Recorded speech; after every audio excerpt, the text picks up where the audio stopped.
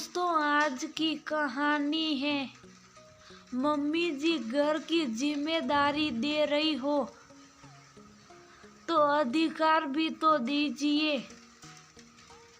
दोस्तों, कहानी शुरू करने से पहले अगर आपने चैनल को सब्सक्राइब नहीं किया हो तो कर लीजिए ताकि आपके पास पहुंच सके हर नया वीडियो। रात के 9 बजे थे। रसोई साफ करके श्रुति कमरे में जा रही थी। अगले दिन बेटे का बोर्ड एग्जाम है तो उसे थोड़ा गाइड करना था। पहला पेपर है। बच्चा तो थोड़ा नर्वस है। अचानक सासू माँ की आवाज ने उसके कदम रोक दिए।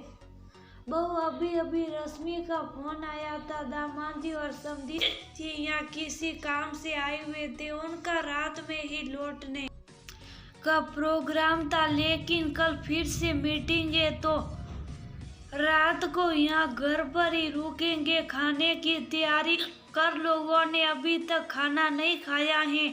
सासू माँ की बात सुनकर श्रुति के शरीर में जैसे करंट दौड़ गया। एक तरफ बेटे का पेपर, दूसरे अभी तो डिनर निपटा कर रसोई साफ करके निकली है। इतनी ठंड में फिर से डिनर बनाना, नंदुई के सामने एक सब्जी बनाकर भी काम नहीं चलता। श्रुति का दिमाग जैसे सुन्न हो गया। मम्मी जी, कैसे होगा इतनी जल्दी सब कुछ? अगर दीदी पहले बता देती तो मैं खाना एक साथ बना लेती।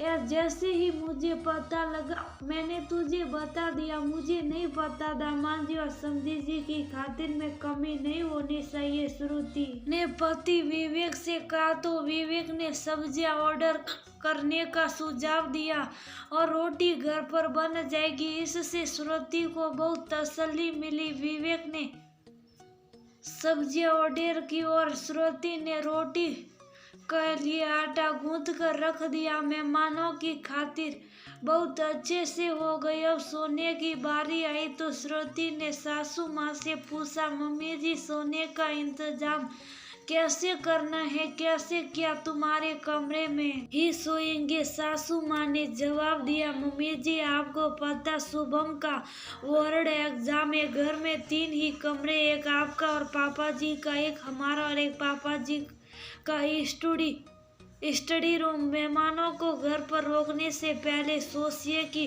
बहू अपना कमरा छोड़कर कहाँ सोएगी। शुभम भी हमारे ही कमरे में सोता है। रात को उसे ठीक से नींद नहीं मिली तो सुबह को पेपर कैसे देगा? यहाँ तो स्टडी रूम में उनका सोने का इंतजाम कर देते हैं।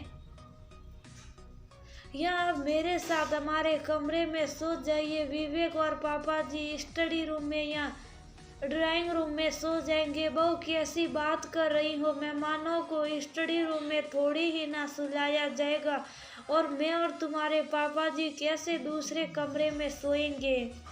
मम्मी, श्रुति ठीक हो रही है, आप हमारे कमरे में सो जाइए, विवेक बोला।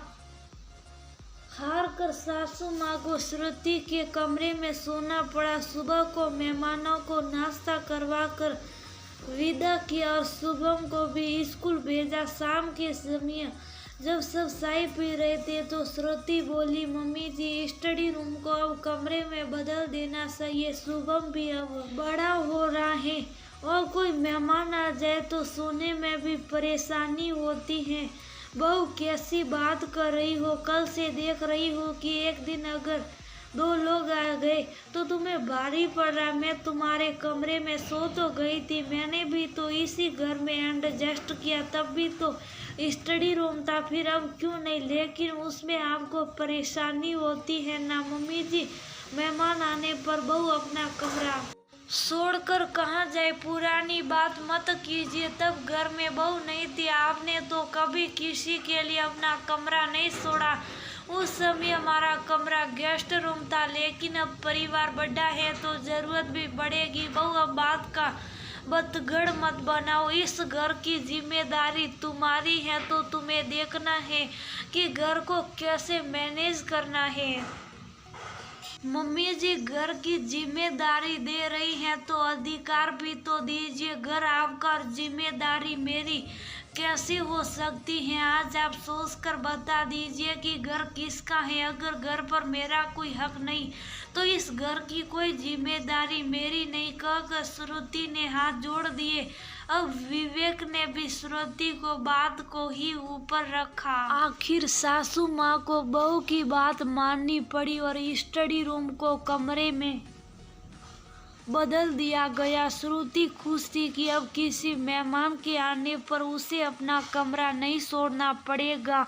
अधिकतर घरों में यही देखा गया है कि सासू माँ डर गृहस्थी पर तो अपना हक जमाती हैं लेकिन जिम्मेदारी बहू पर डाल देती हैं। क्या ये सही बात है? अगर आप घर गृहस्थी पर अपना हक जमाते हो तो जिम्मेदारी भी तो खुद उठानी चाहिए।